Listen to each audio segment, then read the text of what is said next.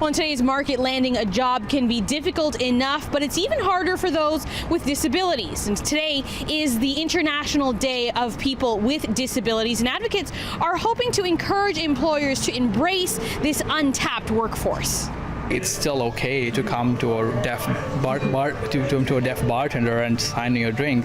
It's just going to be the same product, but it's going to have a different experience. At this restaurant on Yonge Street, the orders aren't spoken, they're signed.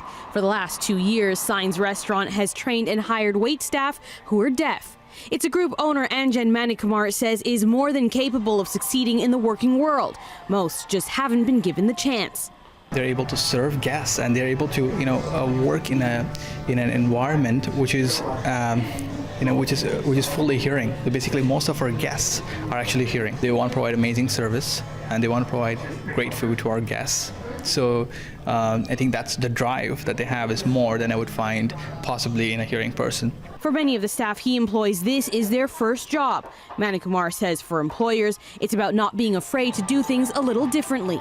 Because sign language can be very hard for an employer to learn, but writing, texting, with using gestures, it's pretty easy, pretty straightforward to communicate with deaf people. First and foremost, when someone applies, look at their strengths, their talents, and what it is they're passionate about, not their disability. Disabilities advocate Chelsea Moeller says the biggest challenge often comes from assumptions that applicants won't be able to do the job or that accommodation will be expensive. In fact, most accommodations are under $500, and some cost nothing at all. According to the CNIB, 62% of the working age with a seeing disability are not employed. At a forum today, community advocates and stakeholders gathered to discuss ways to close that gap and hear from those who've succeeded in the professional world. I have friends that are lawyers. I have friends that are social workers.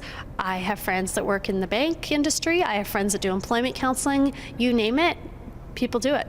Back at Signs, Manikumar hopes his restaurant can serve as a stepping stone to even better opportunities for his staff in the future. Some of my deaf staff, they have worked for Signs Restaurant, and they have gone for other career paths, and they've actually done better. They found better career paths. So, and that's what we really want.